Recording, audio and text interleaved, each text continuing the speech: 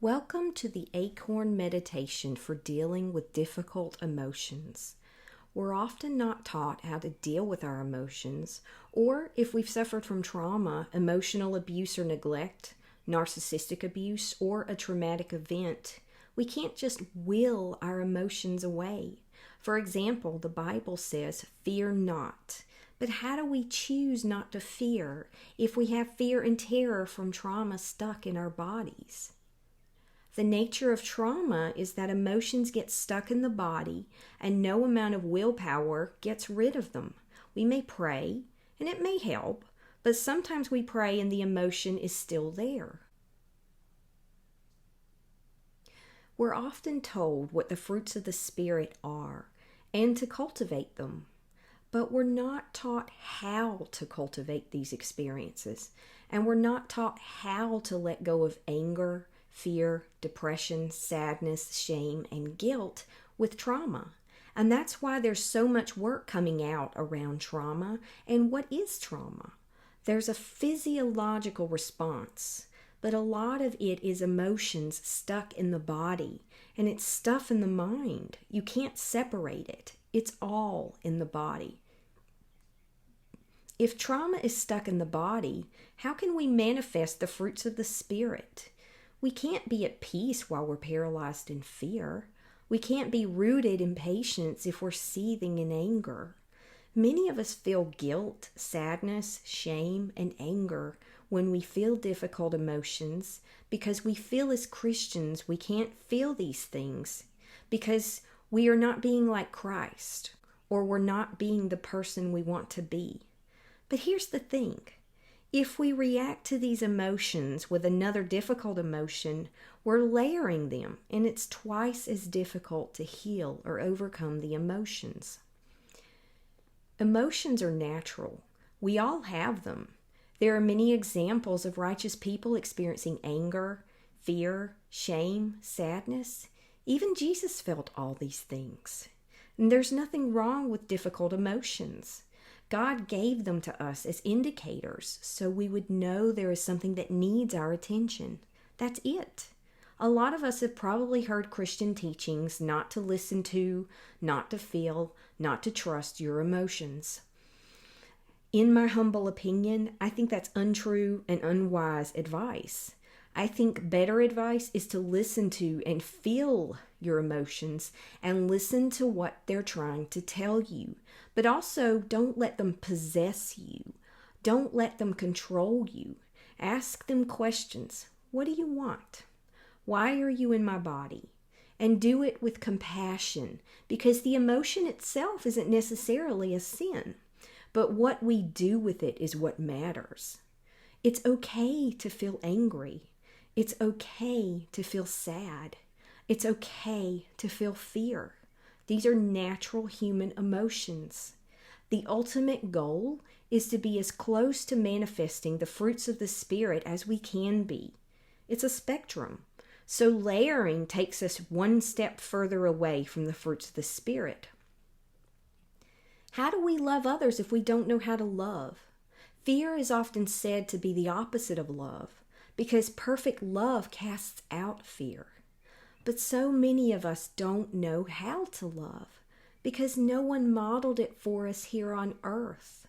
We may have only known God's love or one or two examples in our life that aren't present all the time in our lives. Maybe those people have gone on to be with God, and sometimes it feels so intangible, the love. The truth is, we can't love others purely and without motive until we understand and experience love inside of ourselves. The ultimate commandment is to love. So knowing how to find love inside of ourselves is pretty huge. So what do we do when a difficult emotion comes up? We're taught what emotions are best, but how do we do this? We target the emotions right where they are, in the body, at their source. Being able to process the emotions by reversing whatever put them there in the first place and from where they're at, and being able to allow the emotions to filter and shift back up through the stages of our neural network we are able to let those emotions shift back up through the neural network and out of our bodies. I got tired of being told, fear not, but not knowing how to let go of fear. I got tired of hearing, surrender your emotions to Christ, but not knowing how to do that. I got tired of being told that I didn't have enough faith when I was trying my best to have faith. So I went searching for why this was happening and what could be the cause. Through my whole process of understanding what was happening to me, not how I am. Trauma is not who you are. Who you are in Christ, who you are, period, is who you are. That's the self. The trauma that happened to you is trauma that happened to you. In other words, it is not you. When I went through this journey of understanding the abuse I experienced and began to understand that how I was not my fault and that wasn't truly me, I began to separate, as Joyce Meyer calls it, my who from my do, and myself from what happened to me. I began to see that healing was possible, and what happened to me was not my fault, and that there had to be a way to overcome this, even though I hadn't found a significant way before. And indeed, there are so many somatic type processes that we can use to heal trauma from our bodies. And one that I've come up with is to deal with difficult emotions. Notice I don't say negative, because fear has a purpose. Sometimes sadness is grief, which is just love turned inside out.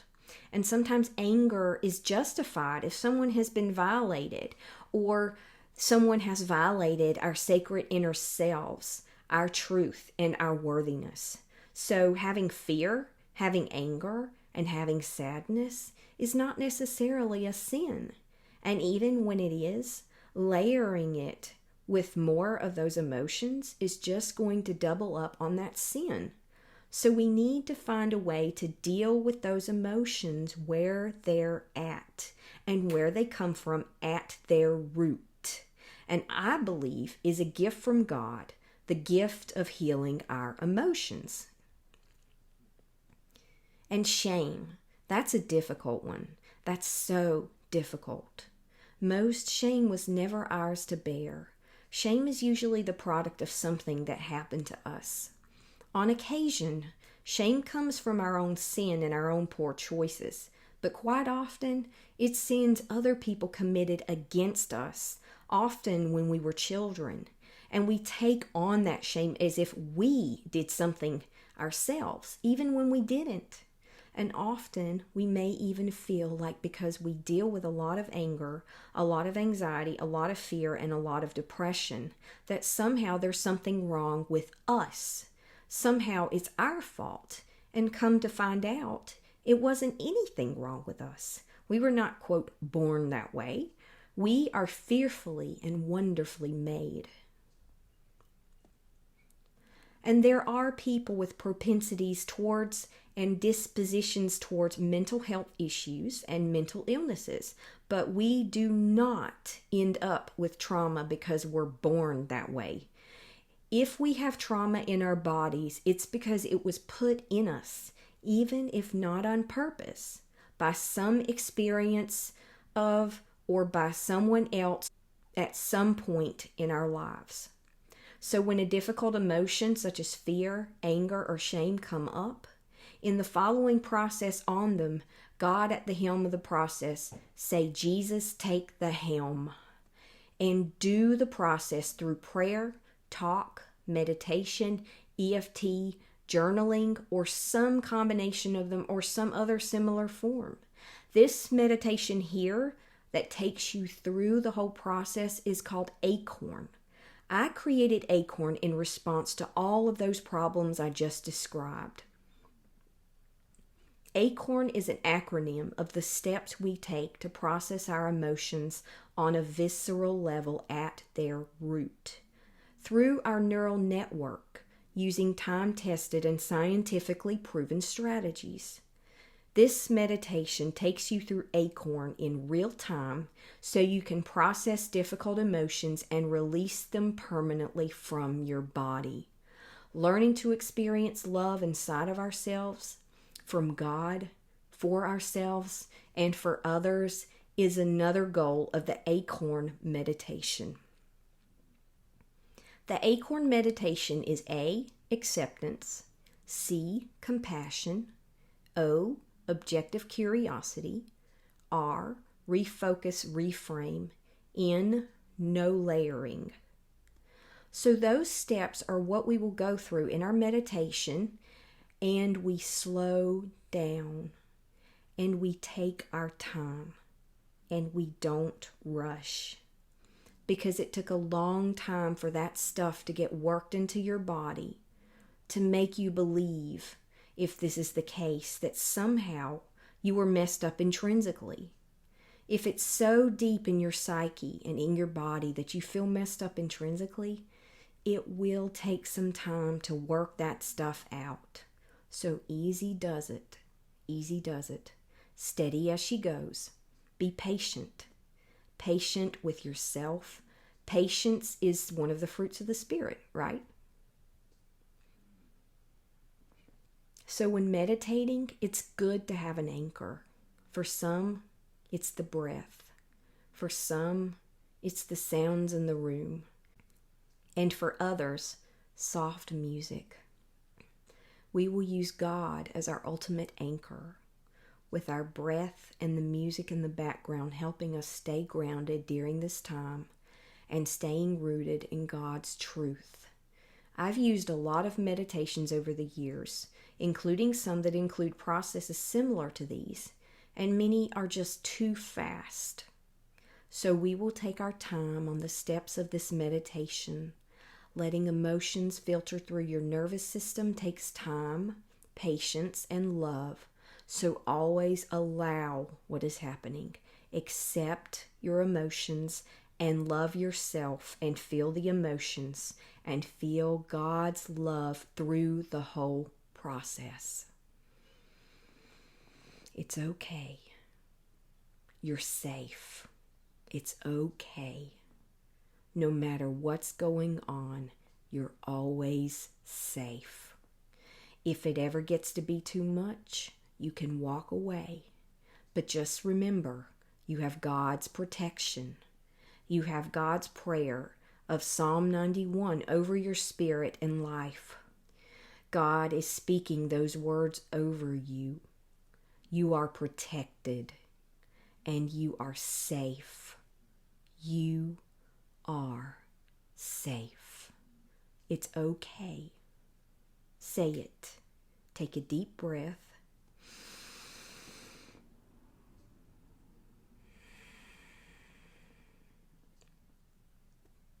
Take a deep breath.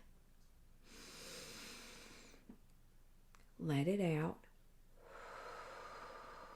In through the nose, out through the mouth. Take another deep breath.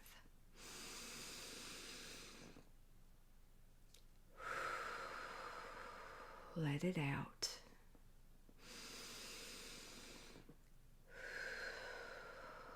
Now say, I am safe. I am safe. I am safe.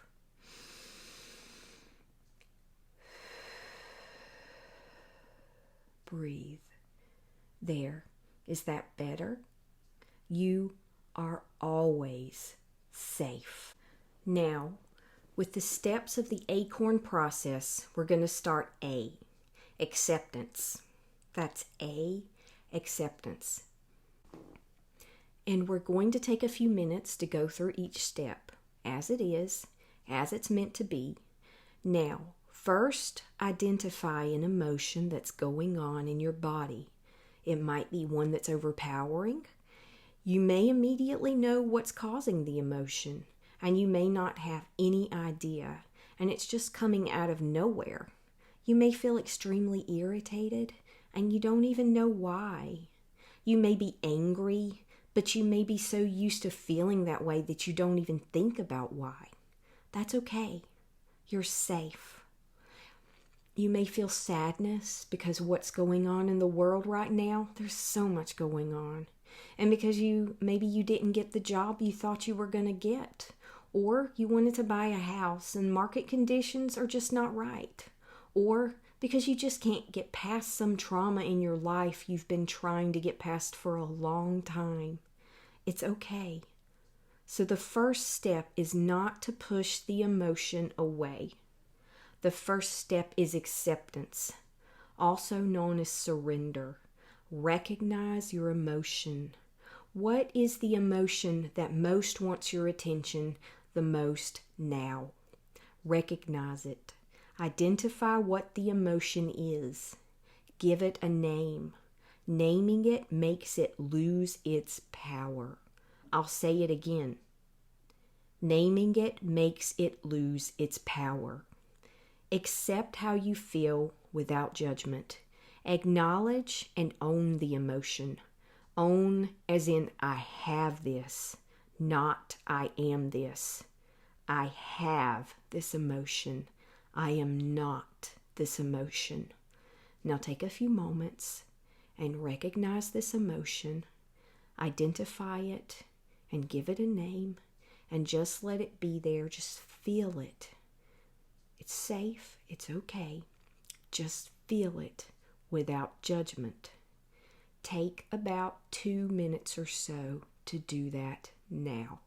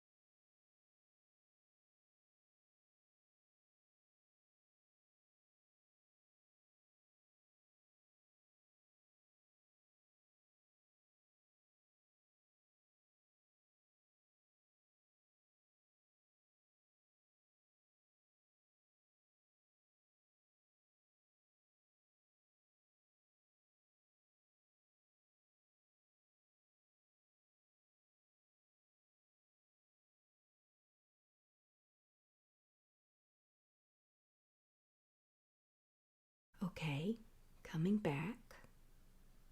The second step in the process is compassion. That's C, compassion. As Christians, we're often taught to offer compassion to other people, but sometimes we forget to give compassion to ourselves too. We're to love our neighbors as ourselves. And one thing that I've thought about is that if the whole world is commanded to love their neighbors, then that's like 7 or 8 million people commanded to love you, just like you're commanded to love them. So it goes both ways. We're all worthy of love. But loving our neighbors as ourselves is assuming we love ourselves. So if we don't, if there's no love inside of us, how can we offer it to other people? So learning self-compassion is an important part of the process. It might not be as important as God's love, but it is very important. Offer yourself with this emotion in mind and understanding what emotion it is without judgment, accepting it. Offer yourself open compassion and allow yourself to feel surrounded by God's visceral, tangible love and grace while you feel the emotion at the same time. If it helps, think about someone that loved you unconditionally and made you feel safe. Think about what that feeling was like. It might have been your dog or your cat. It might have been a grandmother. It might have been God Himself. But think about that, and that will help you to bring up that feeling of embodied love. Rest in this love. Picture the emotion with the backdrop of an open sky. Picture a crisp autumn blue sky that is God's pure and infinite love. Feel the emotion and love with this picture in your mind for a few minutes until the emotion begins to lose its power. So take a few minutes, picture yourself surrounded by a physical, visceral love and grace, which is a greater backdrop. Picture an open sky, and God's grace is this open space. It's open, infinite, unending, abundant space, love, and grace. God's love is open sky. Picture that emotion that you have with the background of unconditional, perfect, flawless grace and love. God is love. So picture that emotion and yourself with that emotion being surrounded by that, and just feel it and see it.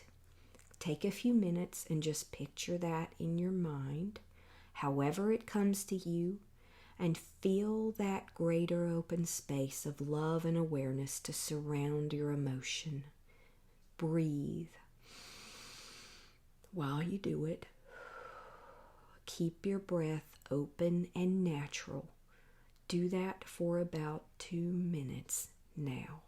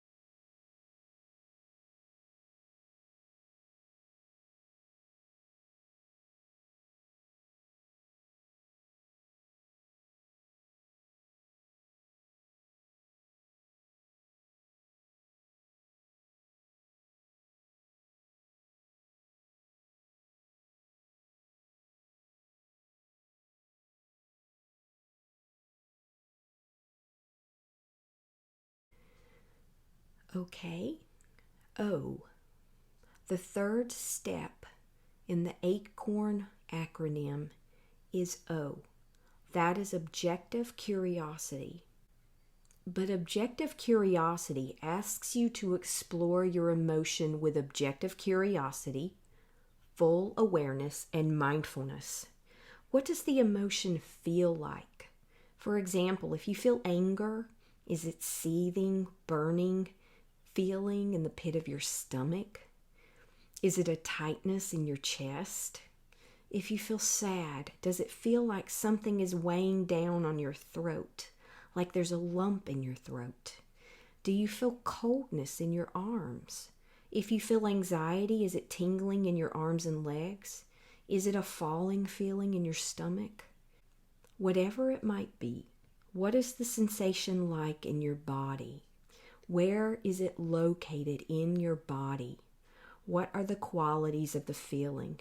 Is it heavy, tingly, cold, warm? Does it feel like you're falling? Do you feel dizzy? Does it feel dense, light? What does it feel like? So get the sensations in your body, identify them, and then don't stick with the words. Stick with the feelings and the emotions themselves in your body. Go to that place in your body with those feelings and just be there. Just feel it. Don't try to change it or make it anything it's not. Just be there and feel it. Do that for about 2 minutes now, and then we'll do the second half of O.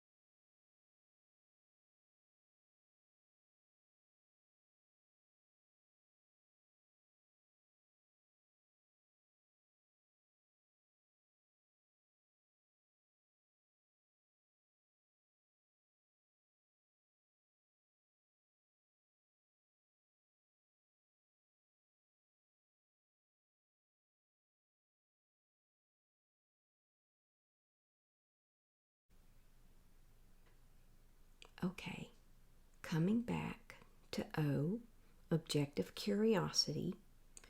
Once you've done that, the second step of objective curiosity is to talk to your emotion. There's a therapy called IFS, or internal family systems, where we have a self, and that self is part of who we are, separate from trauma and all of these emotions. It's the observer of the emotions, the witness of our experiences. That's the self. But these different parts are there to try to protect us. And it's not like we have multiple personalities. It's almost like they have different personas. But part of this therapy work is to ask questions to these different parts and to help communicate what's going on inside of us. So asking these emotions, What about this emotion in my body needs attention now? You could ask it, what about you most needs attention now? Do it with compassion. Do it with care. Do it with objectivity, willing to hear whatever it says to you. What are you trying to tell me? What do you need me to know? Why? So ask yourself, where is this coming from? What is most urgent now? What needs attention the most now? What are you trying to tell me? What is this about? Why? Ask yourself those questions and see what comes up without judgment, without fear, and without forcing it. Just give yourself some space to ask yourself, what about these emotions needs attention now, and where is it coming from? See what comes up with objective curiosity and mindful attention. Whatever comes up, it's okay. Whatever comes up, you're safe. God is your anchor. He's here with you. Picture him here with you. He's got you. He's got your back. He is your protector. You're safe. Remember Psalm 91. See what comes up with objective curiosity and mindful attention. Now, not right now, but just make a little mental note. If you feel like it will help you after this meditation, you might go back and write down what happened in this meditation, including the answer to these questions. Take a couple of minutes to explore this, and don't judge what you see and feel, starting now.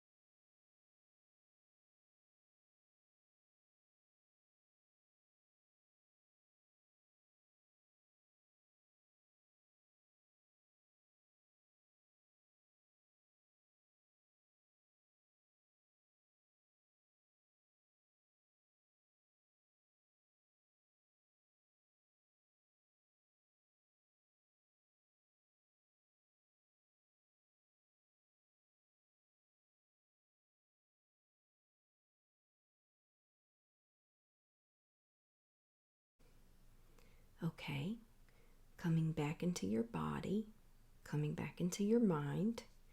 R. Try R now.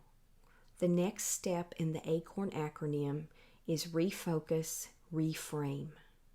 Now we've gone through the process of accepting our emotions and identifying them, showing ourselves open compassion, and then exploring the emotion with objective curiosity. Now refocus and reframe. Once you understand where the emotion came from, it is to refocus and reframe the situation around it. Flip the script and change the narrative around the situation. This is something you would keep working on after the meditation, but start here in this process. Every single emotion we have, whether conscious or unconscious, there's a narrative or a script, a feedback loop or a film that plays in our minds over and over and over. And if it's something that's unhealthy, we often call this ruminating or overthinking. But the thought feeds the emotion feeds the thought feeds the emotion feeds the thought, and so on. Chicken or the egg? Doesn't matter where it started, but what matters is cutting it off, turning it off. So flip the script and change the narrative around the situation. Don't try to change the emotion or force it away. Instead, consider applying the serenity prayer to your situation to gradually change your perception of it. So at this moment, ask yourself these questions. What can I change about the situation? What can I not change? Do I know the difference? Write the answers down later and take action to follow through on these questions. But right now, I just want you to reflect on them. Think about your emotions. Think about where they came from and what most needs attention now. Now, within this situation, is there something you can do something about? If there is, then I want you to take note of that now. Think about that now. I'm not asking you to be unrealistic about the emotion. I'm not asking you to deny the emotion. I'm not asking you to cover it up with fake positivity. But having a positive attitude, even about a difficult situation, can be very, very helpful. What I'm asking you to do is to think about healthy ways to solve problems around this emotion and to think about what this emotion is trying to tell you in terms of moving forward and healing. So think about this for a couple of minutes, however it works in your situation. I'll ask the questions one more time. What can I change about the situation? What can I not change? Do I know the difference? Take about 2 minutes to reflect on this now.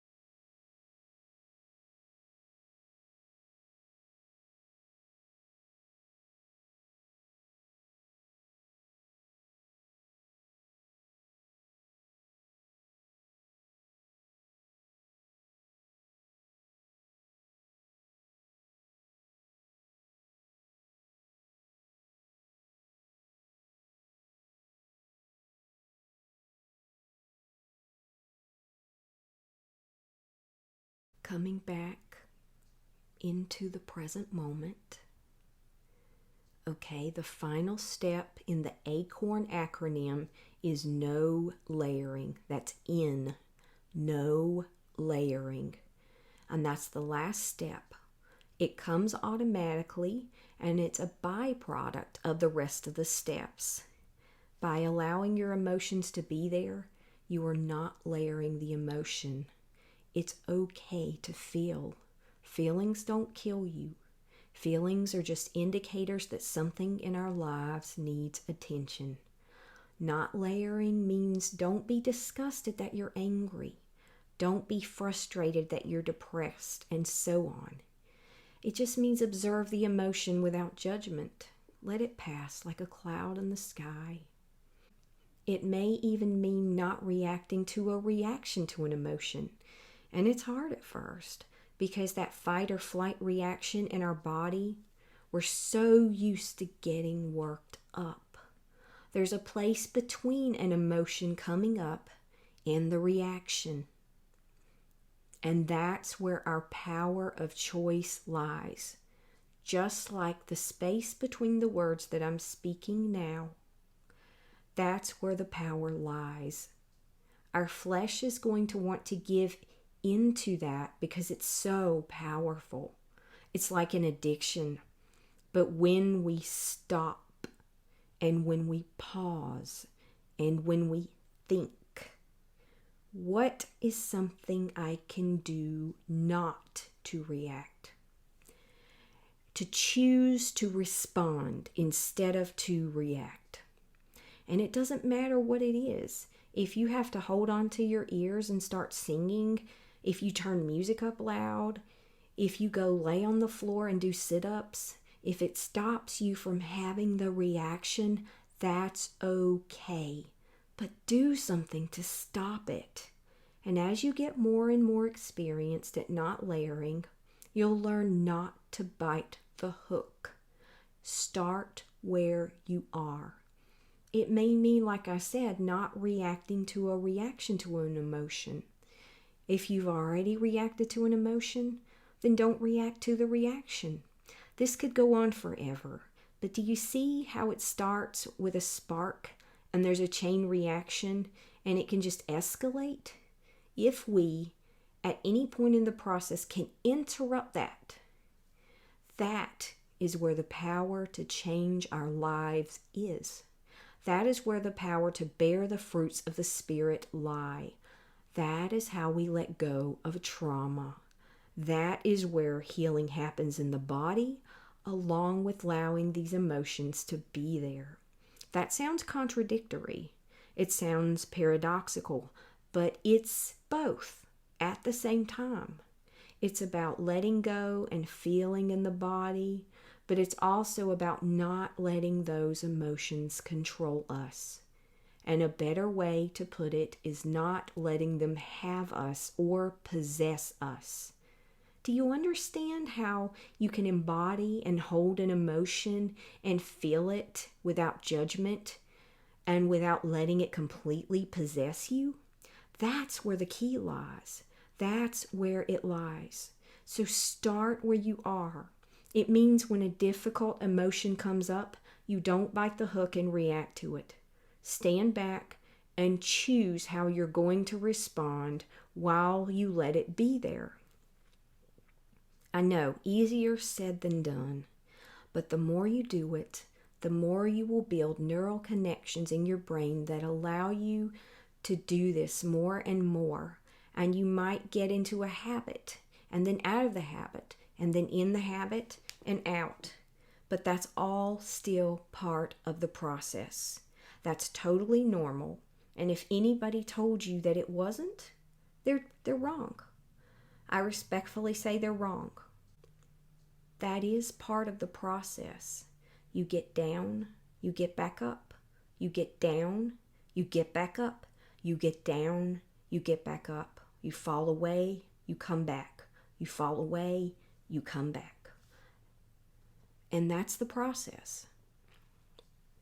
That's the A.C.O.R.N process. If you do this again and again and again on your difficult emotions, you will see progress.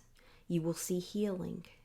There will be times when you feel like you're not processing and progressing and healing, but you are. Don't let that stop you. Keep going. Don't give up. So A.C.O.R.N is a process to help you heal emotions, to help you deal with difficult emotions, and to help you get them through your neural network, out of your body, out of your mind, out of your spirit, and out of your brain, so you can begin to learn to process them in a way where you can manifest the fruits of the Spirit, where you can live in peace, joy, love, harmony, and kindness. And you can actually manifest experiences of love in your own life and be able to love other people more naturally because you love yourself and because you can open those channels that have been blocked and allow God's love, and that love comes through into those places where trauma was before, and it cleanses all of that stuff and pushes it further out. So I hope this process has been helpful for you. Do it as much and as often as you need.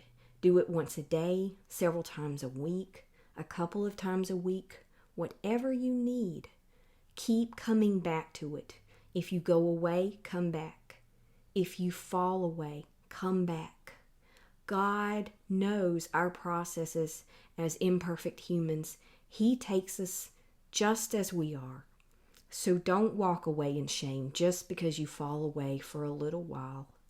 Come back just as you are, and God accepts you and takes you just as you are, and you'll start to see progress in your life. Thank you so much for listening. God bless you.